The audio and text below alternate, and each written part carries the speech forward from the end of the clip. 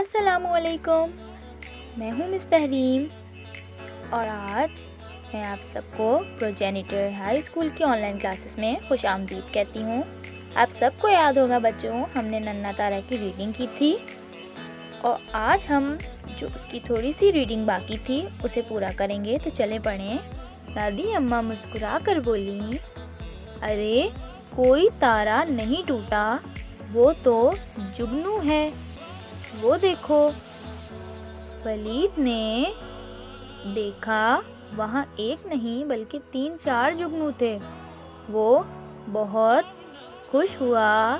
झिलमिल झिलमिल करते जुगनू सचमुच छोटे छोटे तारे लग रहे थे।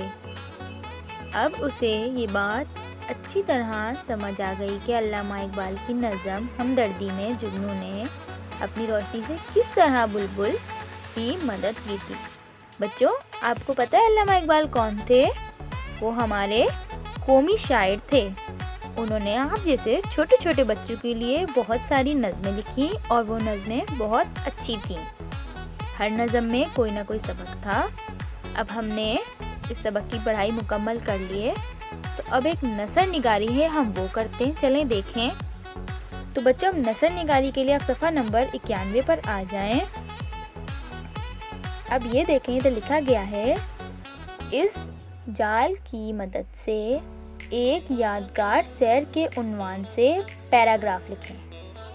पहले हम ये पढ़ लेते हैं कि ये देखें, ख्याल रखिए, जाल में दिए गए नंबरों की तरतीब से सैर का हाल लिखिए।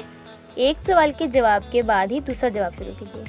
ये देखें, नंबर 1, 2 ये सवाल दिए गए हैं, तो हमने पहले का सवाल का जवाब लिखना है, फिर दूसरे का और फिर ये तीसरे का। तो चलें देखें। सबसे पहला सवाल है, किस जगह की सैर की? वलीद ने गांव की थी। फिर कब गए, किसके साथ गए, किसके ज़रिए गए, जैसे बस, कार या एरोप्लेन। वहाँ कौन रहता था? वलीद के तो वहाँ दादी जान रहते थे। वहाँ क्या देखा उसने? वहाँ तारे देखे और उसको वो सब बहुत अच्छे लगे। तो ये आपका होमवर्क है और आप सबने करना है। अब फिर मैं चेक करूँगी। तब तक के लिए अल्लाह हाफ़िज़। अपना बहुत सारा ख्याल रखिएगा।